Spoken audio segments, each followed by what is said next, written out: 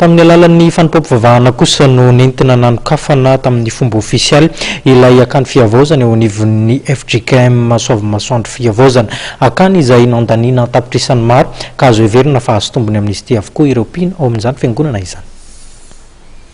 Voromaro ireo mpino ny alahady teo nanatrika ny fanampam-pivavahana lehibe izay nokarakarain'ny Fjkm Soavimasoandro Fiavozana. Tafiditra indrindra ao anatin'ny fanokanana ny akany Fiavozana izay nitokanana tamin'ny pomba ofisialy ny sabotsy lasa teo izao hetsika lehibe izao. Misaotran'Andriamanitra satria vita soamantsara teo ambany fitain'Andriamanitra ity akany Fiavozana ity izay naorina tao anatin'ny fito taona 2007 zany. Ary dia tonga teto moa ny filohan'ny Fjkm omaly izay nitokana izany miaraka tamin'ny sodapartany tamin'Arivo Andrefana. Anio kosa dia mitohy ny fankalazan'Andriamanitra noho ny fitokanana iarahana amin'ny vahoaka an'Andriamanitra sy ny zanak'ampelezany. Ary dia ny sekretera generaly Fjkm ihany koa no manao fanamariana anio ary mitondra ny havatr'Andriamanitra.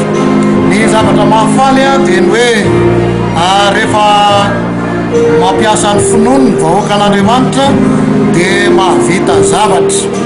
Nahatratra raika amin'ny 520 tapitrisa ariary tokoa ny hinananganina ny akany izay foto-drafitrasa azo lazaina fa manara-penitra tokoa. Ity akany ity dia ny totaly eo amin'ny 215 millions d'ariary ny vola lany tao ary ezaka mahadiodio ny kristianina zany fa tsy nisy manampiana avy any velany akory.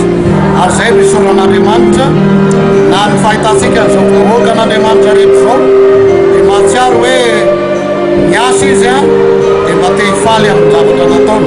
Natao tsangam-baton'ny fankalazana ny jobily faha-telopolo amby 100 taonan'ny fiangonana ity foto-drafitrasa ity tamin'ny taona 2024 izy izao tafajoro amin'izao fotoana izao.